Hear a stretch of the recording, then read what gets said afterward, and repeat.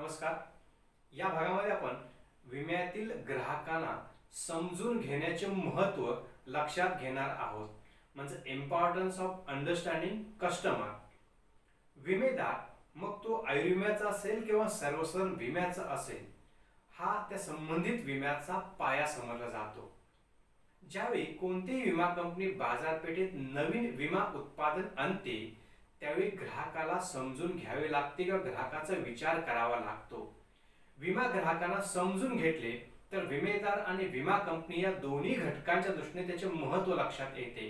कारण हे जर समजून घेतले तर काय महत्त्व होऊ शकतं, तर हे आपण वेगळ्या मुद्द्यांच्या आधारे लक्षात घेऊ.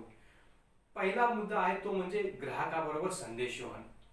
विम्यातील ग्राहक व त्याचे स्वरूप तसेच त्यांच्या गरजा या वेगवेगळ्या असल्याने ते समजून घेण्यासाठी त्यांच्याबरोबर संदेशवहन हे नियमितपणे महत्त्वाचे असते. संदेशवहन योग्य रीतीने होण्यासाठी त्याला विचारात घ्यावेच लागेल. ग्राहकाबरोबर नियमितपणे संदेशवहन असल्यामुळे त्याचा फायदा व विमेदार व विमा कंपनीला होईलच, त्याचबरोबर त्यांच्या बदलत्या असणाऱ्या आवडीनिवडी हे देखील लक्षात येतील. त्याचबरोबर त्यांची मागणी देखील लक्षात येऊ शकते. त्यानंतर पुढील मुद्दा आहे तो म्हणजे मागणीनुसार पुरवठा. बदल हा कायमस्वरूपी असतो, त्यामुळे ग्राहकांच्या आवडीनिवडी सातत्याने बदलत्या असतात. मग बदलत्या युगानुसार त्यांची मागणी कोणत्या विम्याला आहे किंवा त्याच्या बदलाची दिशा आणि गती ही कोणत्या दिशेने जाते हे देखील आपल्याला लक्षात येते. त्यानुसार अस्तित्वात असलेल्या विम्यामध्ये बदल करून योग्य असे नवीन उत्पादन आणता येते. त्यानंतर पुढील मुद्दा आहे तो म्हणजे ग्राहक निष्ठा.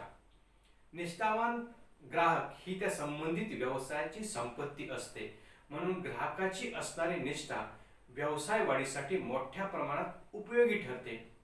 विमा कंपन्या विमा उतरविताना व नुकसान भरपाई देताना ग्राहकांचा विचार करीत असतील तर निश्चितच त्यांची ग्राहक निष्ठा वाढते.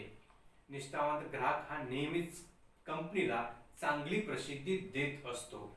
साहजिकच कंपनीला त्याचा फायदा हा चांगल्या पद्धतीने होऊ शकतो व त्या ग्राहकांचे देखील पुन्हा विश्वास त्या कंपनीकडे किंवा ओढा त्याच कंपनीकडे राहू शकतो.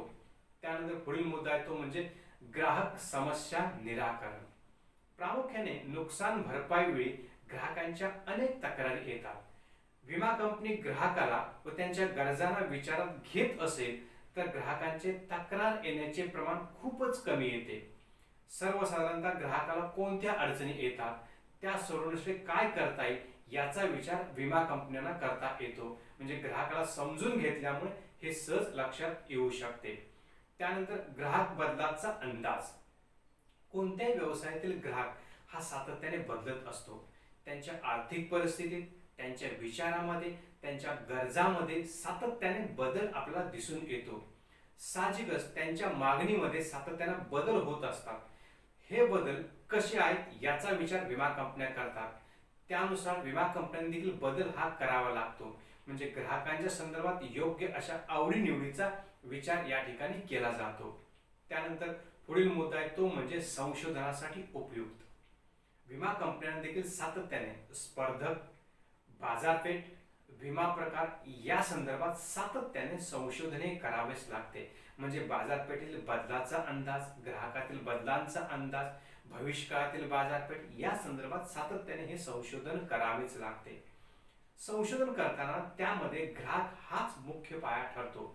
म्हणजे संशोधन हे पूर्णपणे ग्राहकाभोवतीच फिरत असते.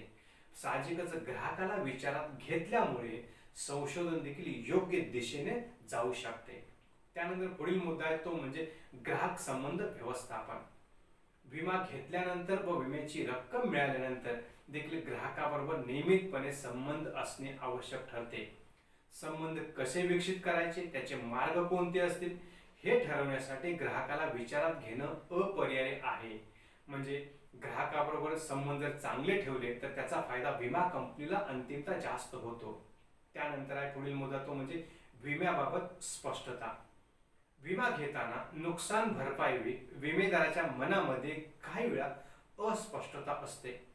अशा वेळी विमेदार मानसिकदृष्ट्या गोंधळून जातो. हा गोंधळ कमी करण्यासाठी योग्य अशी स्पष्टता विम्या संदर्भात असावीच लागते. म्हणून ग्राहकाला विचारात घेतल्यास हा गोंधळ कमी करणे विमा कंपनीच्या दृष्टीने सोपे जाते. त्यानंतर पुढील मुद्दा आहे तो म्हणजे न्यायालयीन वाद कमी. ग्राहकांना विचारात न घेतल्यामुळे व केवळ तांत्रिक बाबीचा विचार केल्यास ग्राहक हा बऱ्याच वेळा न्यायालयात जातो किंवा न्यायालयात जाण्याचे प्रमाण वाढते. त्याचा फटका कंपनी बरोबरच विमाधारकांना देखील बसतो. ग्राहकांना विचारात घेतल्यास त्यांचे न्यायालयात जाण्याचे प्रमाण कमी होण्यासाठी मदत होते. अधिक न्यायालयीन प्रकरणामुळे विमा कंपनीची विश्वासार्हता कमी होते. तसेच विमा कंपनीची प्रतिष्ठेला देखील धक्का हा बसू शकतो व ग्राहक त्याची निगेटिव्ह प्रकारची प्रसिद्धी करू शकतात. यासाठी त्यांच्यावर नियमितपणे सातत्याने किंवा त्यांना विचारात घेणे हे महत्त्वाचे वाटते.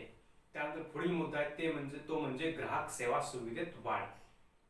ग्राहक हा राजा असल्यामुळे त्याला सेवा व सुविधा मोठ्या प्रमाणात द्याव्याच लागतात. जर ग्राहक गरजा लक्षात घेतल्या तर त्याच्या गरजानुसार विमा हप्ता भरणे, नुकसान भरपाई देणे यासारख्या सेवा सुविधेत मोठ्या प्रमाणात वाढ होऊ शकते. मग या सुविधा केव्हा, कधी, कशा पद्धतीने द्यायच्या, डिजिटल पद्धतीचा कसा वापर करायचा हे ग्राहकाला महत्त्व दिल्यामुळे किंवा ग्राहकाला विचारात घेतल्यामुळे सहजरित्या शक्य होतं. त्यानंतर पुढील मुद्दा आहे तो म्हणजे ग्राहकांचे वर्गीकरण. ग्राहकाला विचारात घेतल्यामुळे ग्राहकांची माहिती योग्य प्रमाणात मिळते. प्रत्येक ग्राहकाचे वय, अनुभव, आर्थिक क्षमता, वैचारिक क्षमता, आवडीनिवडी, व्यवसाय, नोकरी या संदर्भात सविस्तर माहिती मिळत असल्याने ग्राहकांचे त्यांच्या वैशिष्ट्यानुसार वर्गीकरण करणे हे सोपे जाते. म्हणजे यावरून आपल्याला असे लक्षात येते की ग्राहकांना जर योग्य वेळी योग्य पद्धतीने विमा कंपन्यांनी हे लक्षात घेतले किंवा विचारात घेतले तर त्याचा फायदा हा ग्राहकांना तर होतोच होतो, त्यापेक्षा विमा बाजारपेठ व विमा कंपन्यांना हा अधिक होतो.